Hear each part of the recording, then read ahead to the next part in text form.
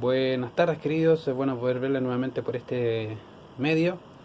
Es bueno también poder juntarnos, en comillas, de alguna manera y escuchar también una buena palabra del Señor. Así que vamos a comenzar este tiempo orando, dándole gracias al Señor por esta tarde que nos ha dado de poder escuchar su voz y también glorificarle por lo que Él ha hecho en nuestra vida. Vamos a orar. Bendito Señor, te damos gracias por este día, gracias por tu cuidado y tu misericordia, Señor, gracias por tu bondad. Y gracias porque tú nos bendices, Señor, ricamente. Sin duda, Señor, si no reconociéramos eso, Señor, sería mentira de nuestra parte, Señor. Y, Señor, queremos alabarte y glorificarte, como dijo el apóstol Pablo. Bendito sea nuestro Dios, nuestro Señor Jesucristo. Y te pedimos, Señor, que seas tú guiando y obrando, Señor, para tu gloria en nuestras vidas, Señor. Y gracias por todo lo que tú haces. En Cristo Jesús oramos, Señor, y te damos gracias por este tiempo. Amén. Ok, queridos, solamente algunos avisos que es bueno mencionar. Uno de ellos, obviamente, el instituto está de vacaciones, así que ya puede estar descansando, obviamente. Lo del instituto, los que van a ingresar al segundo semestre con lo que es panorama del Nuevo Testamento, por favor avísennos para poder agregarlo e incorporarlo en lo que es la malla o básicamente para que puedan seguir con su estudio. Así que por favor, obviamente siempre la invitación está abierta al que quiera aprender más de las escrituras, avísenos también para poder ayudarle con eso. Otra cosa, día miércoles, obviamente día de hoy, 20 horas tenemos nuestro culto habitual, así que queremos obviamente animar a los hermanos a seguirnos por los medios de comunicación, Facebook, YouTube, también obviamente WhatsApp y obviamente en cada estudio que estamos realizando, animarles también a seguir estudiando las escrituras. Tercer aviso, una de las cosas que queremos recordar, queridos, sin duda, es también los tiempos obviamente de enseñanza, entendiendo el día domingo a las 11 horas tenemos nuestro culto de adoración y también el día sábado y a las 20 horas tenemos estudio de los romanos. Así que, queridos, sábados o a las 20 horas tenemos nuestro estudio a la carta de los romanos. Ya estábamos en el capítulo 1 y ya empezamos a meternos en lo que es netamente la carta. Habíamos visto lo que es la salutación y ya terminamos la salutación, así que ahora estamos viendo a la otra parte. Así que, queridos, queremos invitarle también. Si tiene alguien que quiera invitar, avísenos también para poder agregarlo en el grupo y así también puedo conectarnos por Zoom. El día domingo también, no solamente está el culto en la mañana, sino en la tarde, a las 18 horas tenemos estudio de Génesis. Le doy gracias al Señor porque más y más personas se están incorporando al estudio de Génesis y también al de Romanos. Así que, querido hermano, no se pierda la oportunidad de poder aprender del Señor y también conocerle más. Así que siempre quiero animarles con eso, a seguir escudriñando las Escrituras. Otro aviso más que queremos comunicar también tiene que ver con lo que es las ofrendas. Queridas, si hay algo que debemos entender siempre y queremos recordar es que la ofrenda es un acto de adoración también al Señor. Y queremos, obviamente, siempre motivarte de forma práctica poder llevar a cabo esa labor, y obviamente de dos formas. Una de ellas es puede hacer su ofrenda de forma presencial, dejando en el ofrendero de la iglesia, y la otra es por vía de cuenta, de la cuenta que tenemos destinada para eso. Así que, queridos, si necesita hacerlo de alguna forma, ahí tienen las dos formas, ya no hay ningún problema con eso.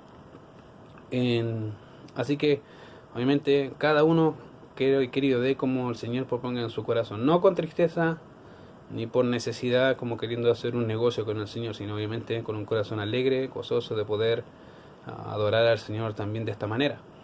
Así que obviamente queremos motivarte con eso.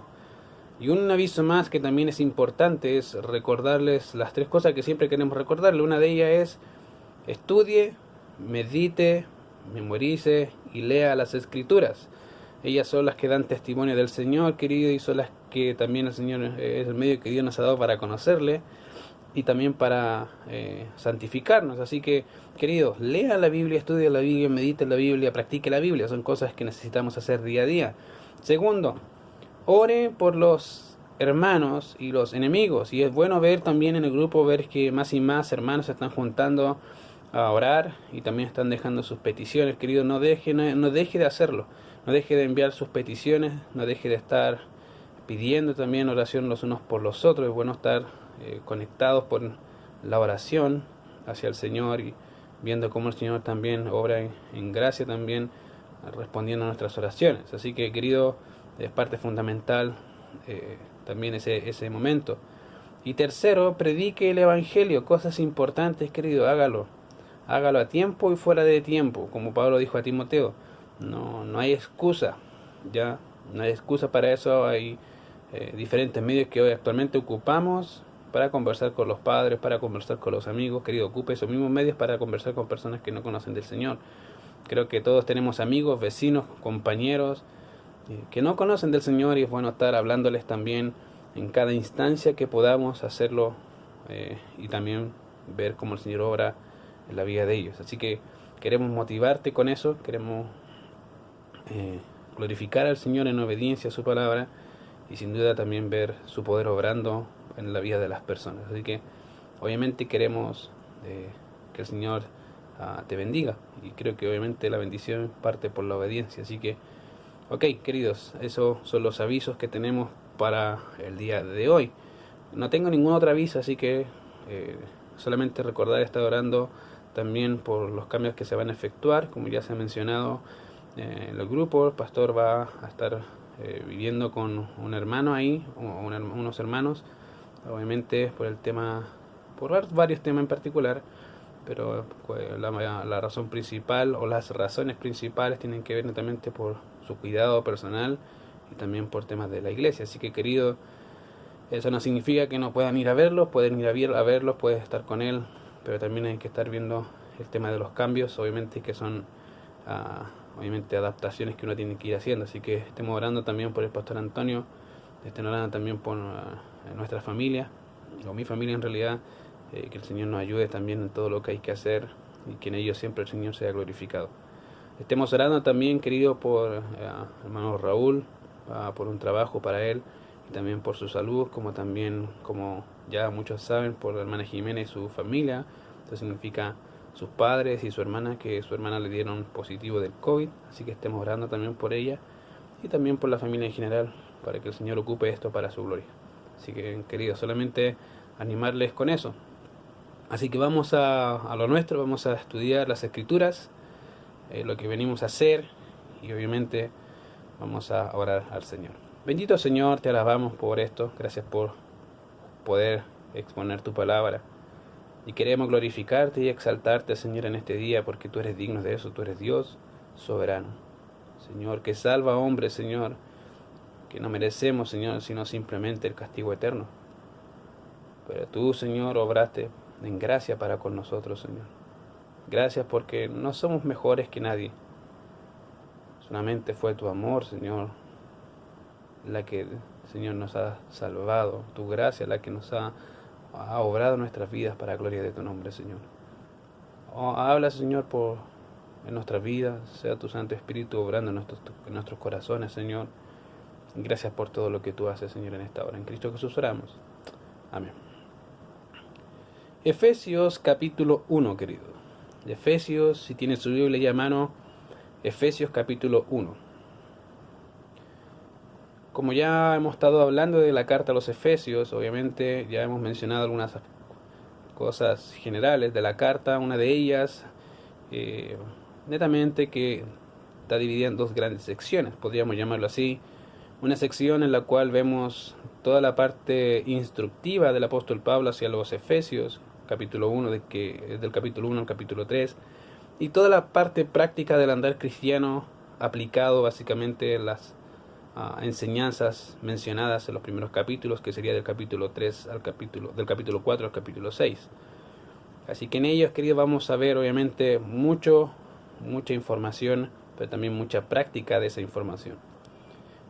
Habíamos mencionado eso y habíamos visto también ya avanzado sobre lo que es la bendición que el mismo apóstol Pablo hace y declara en el versículo 3 hacia adelante. Y dice así el verso 3 al 9 dice: bendito sea el Dios y Padre de nuestro Señor Jesucristo, que nos bendijo con toda bendición espiritual en los lugares celestiales en Cristo, según nos escogió en Él antes de la fundación del mundo, para que fuésemos santos y sin mancha delante de Él. En amor, habiéndonos predestinados para ser adoptados hijos suyos por medio de Jesucristo, según el puro afecto de su voluntad, para alabanza de la gloria de su gracia, con la cual nos hizo aceptos en el amado, en quien tenemos redención por su sangre, el perdón de pecados según las riquezas de su gracia, que hizo sobreabundar para con nosotros en toda sabiduría e inteligencia, dándonos a conocer el misterio de su voluntad según su beneplácito, el cual se había propuesto en sí mismo, de reunir todas las cosas en Cristo. Y querido, vamos a estar ahí del verso 9, el verso 8 y 9. No creo que alcancemos obviamente a más, hay mucho que decir y poco tiempo para decirlo, pero sí obviamente hay cosas que tenemos que entender. Ya hemos estado hablando cómo el Señor ha obrado, cómo el Señor ha obrado, cómo el Señor nos ha elegido, cómo hemos sido perdonados por el Señor, y eso básicamente es lo que hemos visto en el transcurso de las semanas, cómo la gracia ha obrado en nuestras vidas, no solamente en redención, sino también en perdón.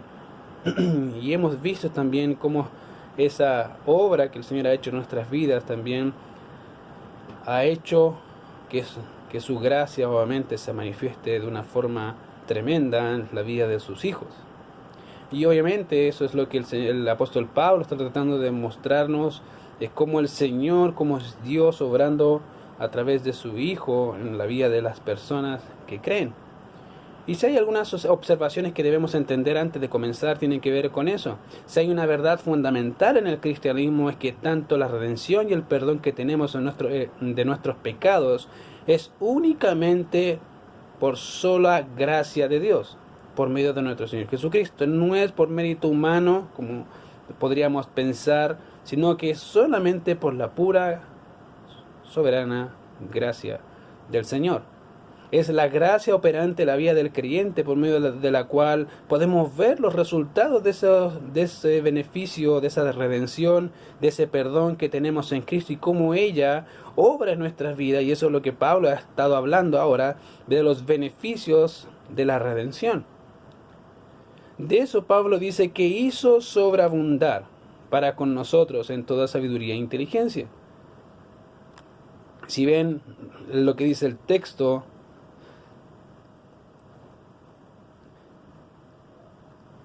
dice básicamente: en quien tenemos redención por su sangre, el perdón de pecados según las riquezas de su gracia. Y son esas riquezas de su gracia que hizo sobreabundar. Y la palabra que es utilizada para sobreabundar la podemos encontrar, de hecho, a lo largo del texto bíblico en más de una ocasión. Podemos ver, ejemplo, en Romanos capítulo 3, verso 7, cómo la verdad de Dios sobreabunda por sobre la mentira del hombre. O en Romanos capítulo 5, verso 15, hablando de la diferencia que existe entre aquellos que hemos caído y muerto con el primer Adán, así también sobreabundó la gracia para vida en un hombre llamado Jesucristo. Y es obviamente esa palabra sobreabundar la que el apóstol Pablo está ocupando aquí. Y cuando vemos esa palabra aplicada en este texto, tiene en sí la idea de cómo las riquezas de la gracia de Dios fluye en la vida de sus hijos desde el inicio de Pentecostés.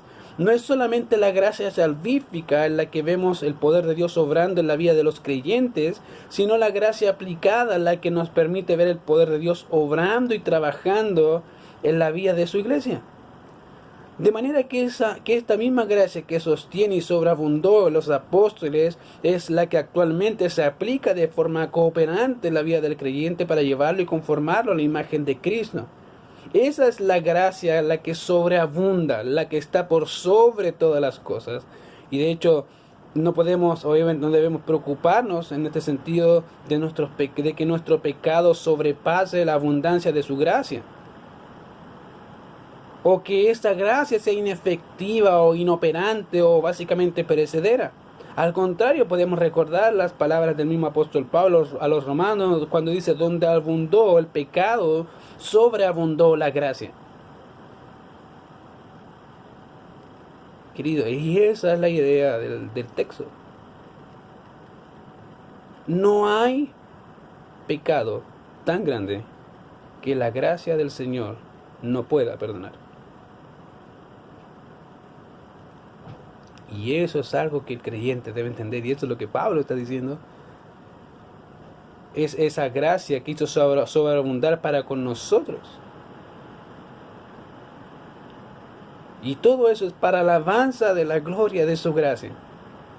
Para que el Señor sea obviamente el alabado, el exaltado. Es su gracia operante en la vida del creyente que nos lleva cada día a ser más como Cristo. El mismo apóstol Pablo, hablando de esa gracia que obra en el creyente, dice: soy lo que soy por la gracia de Dios. Y su gracia no ha sido en vano para conmigo. No solamente debemos entender, queridos, la gracia como un momento en el cual creemos y se acabó, ¿no? Todo lo que somos y todo lo que tenemos es por gracia. No merecíamos nada. Bueno, en realidad merecíamos una cosa: la justicia de Dios, demostrada en el castigo eterno. Pero Dios quiso mostrar su amor, dándonos gracia. Y eso es algo, querido, que debemos comprender. Por eso, cada vez que podamos cantar o que ha podido cantar sublime gracia, en realidad es sublime, es grandiosa, es maravillosa gracia del Señor, que a un infeliz, malvado y pecador salvó. Ahora el texto no dice solamente eso, dice que hizo sobreabundar, sino que hablando de la gracia, sino que muestra básicamente que esta gracia que excede a todo conocimiento permitió a los apóstoles el ser capacitados, y obviamente al creyente el ser capacitados en toda sabiduría e inteligencia. Ahora bien, cuando el texto bíblico habla de sabiduría, debemos dividirla en dos grandes grupos. En primer lugar tenemos la sabiduría de este mundo, de este siglo, en realidad mundana, terrenal, carnal, diabólica, que es básicamente la descripción que da Santiago capítulo 3, verso 15. Sabiduría que es enseñada por medio de palabras y por la cual los príncipes de este mundo crucificaron al Señor. Es esa sabiduría carnal que creo que muchos de nosotros hemos experimentado. Pero en segundo lugar tenemos la sabiduría celestial o la sabiduría divina. La sabiduría que procede de Dios, la cual está al alcance de todo aquel que la necesite, y ella es por medio de Jesucristo. Debemos ver lo que dice Santiago capítulo 1, verso 5, dice: si alguno tiene falta de sabiduría en cualquier circunstancia difícil, pídala a Dios, el cual da a todos abundantemente y sin reproche, y le será dada. Dios no es mezquino con la sabiduría. Debemos recordar que el principio de la sabiduría comienza en el temor de Jehová. Y ese tipo de sabiduría es aquella que es pura, que es pacífica, que es amable, que es benigna, llena de misericordia y de buenos frutos, que no tiene incertidumbre ni hipocresía. Esa es la sabiduría de Dios. Esta es la sabiduría por medio de la cual los apóstoles fueron capacitados por la gracia de Dios, de manera que el Señor fuese presentado entre los gentiles como aquel que es la esperanza de la gloria, a quien anunciamos, amonestando a todo hombre y enseñando a todo hombre en toda sabiduría, a fin de presentar perfecto en Cristo Jesús a todo hombre, para lo cual también trabajo luchando según la potencia de Él, la cual actúa poderosamente en mí. Es esa sabiduría que el Señor dio a los apóstoles de poder dar a conocer el Evangelio de las inescrutables riquezas de Cristo. De manera que vemos al apóstol Pablo orando por los hermanos para que sean llenos de esa sabiduría que solo puede ser obtenida por medio de la oración en sumisión y entrega a la palabra, de manera que el creyente pueda aplicar las verdades descritas que producen no solo el reflejo de la sabiduría celestial, sino semejanza a Cristo. Querido, y eso es algo que los apóstoles tenían y que el creyente tiene, que hizo sobreabundar para con nosotros en toda, dice, no en algún poco de sabiduría, dice, en toda sabiduría. En toda sabiduría. Tenemos toda la sabiduría en nuestras manos, básicamente, y podemos adquirir sabiduría. El mismo Salomón dice a su hijo: adquiere sabiduría y sobre todas tus posesiones adquiere inteligencia. Y es algo que vemos vez tras vez en las Escrituras, y esa sabiduría está en Cristo. Pero la sabiduría, querido, no es lo único que sobreabundó en la vida de los apóstoles, y no es lo único que abunda en la vida de la iglesia, sino la inteligencia. Ahora, la palabra, básicamente, phronesei, que es la palabra ahí, o inteligencia, es la misma palabra que encontramos ejemplo en Lucas capítulo 1 verso 17, hablando del ministerio que desempeñaría Juan el Bautizador. Fíjense que el texto dice: irá delante de él con el espíritu y el poder de Elías para hacer volver los corazones de los padres a los hijos y de los rebeldes a la prudencia de los justos, para preparar al Señor un pueblo bien dispuesto. La palabra phronesei en este pasaje de hecho es traducida como prudencia. En el texto nuestro es traducido como inteligencia. Y en la versión de las Américas es traducida como actitud. De manera que la labor del bautizador de Juan el Bautista era hacer volver a los desobedientes a una forma de pensar justa, correcta, preparar un camino bien dispuesto para la venida del Mesías. La pregunta es: ¿cómo lo hizo? Bueno, fíjense, si vemos Lucas capítulo 3, versos 10 al 14, dice: y la gente le preguntaba diciendo: entonces, ¿qué haremos? Y respondiendo les dijo: el que tiene 2 túnicas dé al que no tiene, y el que tiene que comer haga lo mismo. Vinieron también unos publicanos para ser bautizados y le dijeron: maestro, ¿qué haremos? Y él les dijo: no exijáis más de lo que os está ordenado. También le preguntaron los soldados diciendo: ¿y nosotros? ¿Qué haremos? Y les dijo: no hagáis extorsión a nadie, ni calumniéis, y contentaos con vuestro salario. Cuando vemos nuestro texto, básicamente en Efesios, la idea implica la capacidad dada por gracia que tenían los apóstoles para entender los misterios de la voluntad de Dios. Esa era inteligencia o prudencia o actitud, que no se traduce de esa forma acá, sino inteligencia. Es básicamente esa misma manera que ha capacitado al creyente como manifestación de su gracia, al darle no solo sabiduría para aplicar las verdades de las Escrituras en su propia vida y circunstancia, sino que lo ha capacitado sobreabundantemente para conocer la voluntad de Dios, dándole inteligencia para ello por medio de su Espíritu. Querido, la inteligencia aquí no tiene que ver solamente con una capacidad humana, sino con básicamente la obra divina. Podemos tener inteligencia, pero aún así no entender lo que dice el texto. ¿Por qué? Porque no hay nada que el hombre pueda recibir si no le fuera dado del cielo. Y eso implica también el hecho de poder comprender, entender las Escrituras. Y eso es algo que debemos entender. No es que alguien sea más inteligente que el otro, no, en realidad a veces la gente piensa que uno es más inteligente que otro, no es que seamos más inteligentes. En realidad no tiene que ver con la inteligencia humana en sí mismo. Tiene que ver con lo que el Señor quiera dar a cada uno, lo que el Señor quiera mostrarle a cada uno. Y eso es algo que debemos comprender. Y eso es lo que el texto dice, básicamente hablando de la obra del Señor, de lo que el Señor ha hecho y lo que seguirá haciendo, obviamente por medio de su gracia. Ahora, fíjense que el texto dice que hizo sobreabundar para con nosotros en toda sabiduría e inteligencia, dándonos a conocer el misterio de su voluntad. Y ahí está.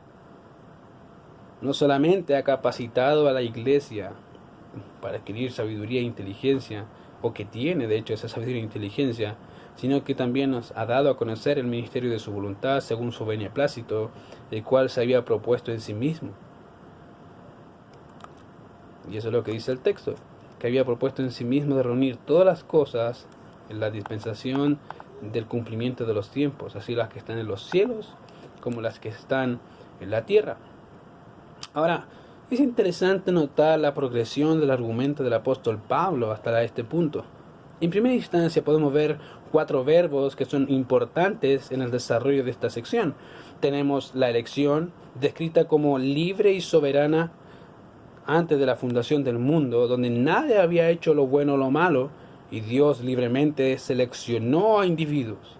Tenemos como Dios impartió gracia sobre nosotros en Cristo Jesús, y por medio de la cual tenemos redención por su sangre, el perdón de nuestros pecados, de manera que son las riquezas de esa gracia la cual el Padre hizo sobreabundar en toda sabiduría e inteligencia. Si fijan, tenemos elección, tenemos básicamente como Dios impartió gracia sobre nosotros, y como obviamente tenemos por medio de esa gracia redención. Y también no solamente tenemos redención, sino que es esa gracia también la cual hizo sobreabundar. De eso el texto no solo nos dice que nos hizo sobreabundar, sino cómo lo hizo. Tenemos el hecho de que Dios hizo esa obra, pero también tenemos el hecho de que se nos demuestra la obra de cómo lo hizo. Y el texto creo que es claro, dice, dándonos a conocer el ministerio de su voluntad. Ahora, la palabra dándonos a conocer en esta forma básicamente está aquí, tiene que ver, puede significar obviamente anunciar, mostrar o saber. De manera que así como los sacerdotes y profetas daban a conocer las cosas de Dios, o Dios mismo daba a conocer su voluntad y su persona y su plan a las personas, en este caso los profetas, así en el Nuevo Testamento se debe extender como la manifestación del poder de Dios, su persona y su plan. Todo es operativo de manera simultánea con la gracia obrante, obviamente, y sobreabundante en la vida de los apóstoles, la cual le permitió dar a conocer a la iglesia. Es básicamente ese conocimiento que Dios les dio a ellos para dar a conocer el misterio de su voluntad. Y obviamente ese misterio se ha revelado a la iglesia, la cual les permitió dar a nosotros ese misterio. La pregunta es cuál era el misterio que fue dado a conocer.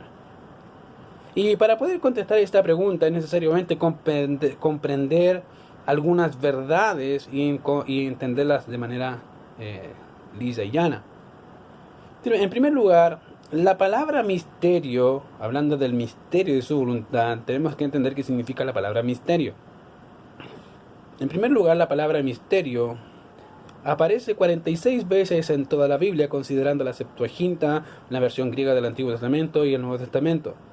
En la Septuaginta aparece 20 veces y en el Nuevo Testamento aparecen 26 veces, y es traducida generalmente por la Reina Valera como misterio secreto.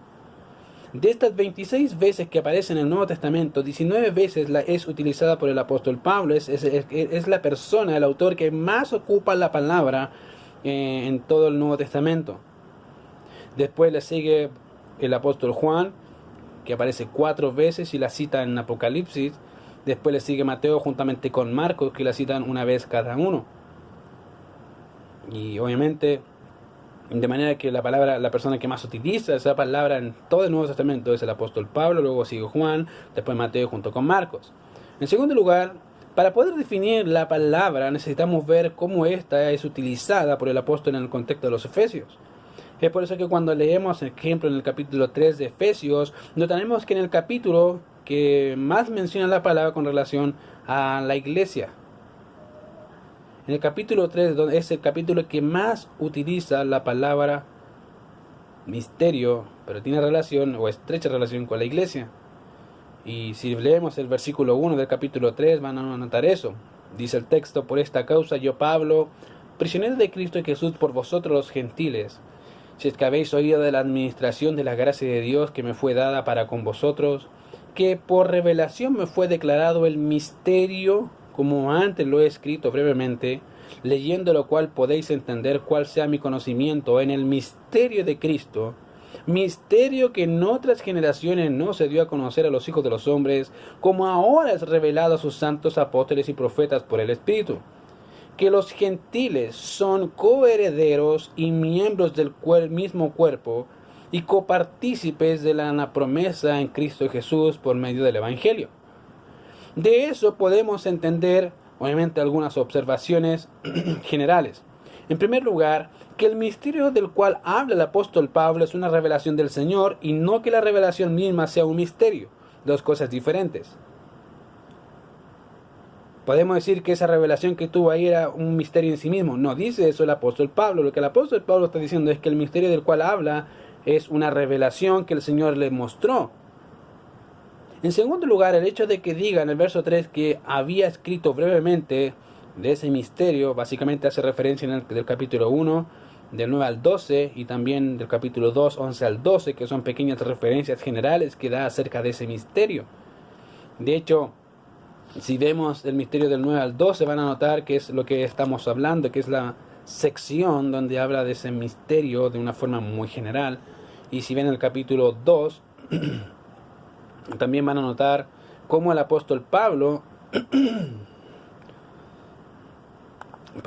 van a notar también cómo el apóstol Pablo habla de ese misterio en el capítulo 2, verso 11, que dice básicamente lo siguiente: por tanto, acordaos de que en otro tiempo vosotros los gentiles, en cuanto a la carne, erais llamados incircuncisión por la llamada circuncisión hecha con mano en la carne. En aquel tiempo estabais sin Cristo, ajenos de la ciudadanía de Israel y ajenos a los pactos de la promesa, sin esperanza y sin Dios en este mundo. Pero ahora en Cristo Jesús, vosotros que en otro tiempo estabais lejos, habéis sido hechos cercanos por la sangre de Cristo, porque Él es nuestra paz. No dice solamente mi paz, es nuestra paz, que de ambos pueblos hizo uno, derribando la pared intermedia de separación. De manera que ahí está la sección que habla básicamente, nuevamente, del misterio. En el verso, la tercera observación es que el misterio de Cristo es aquel que no se había dado a conocer, como ahora fue revelado, y eso obviamente por los medios que estaban ahí.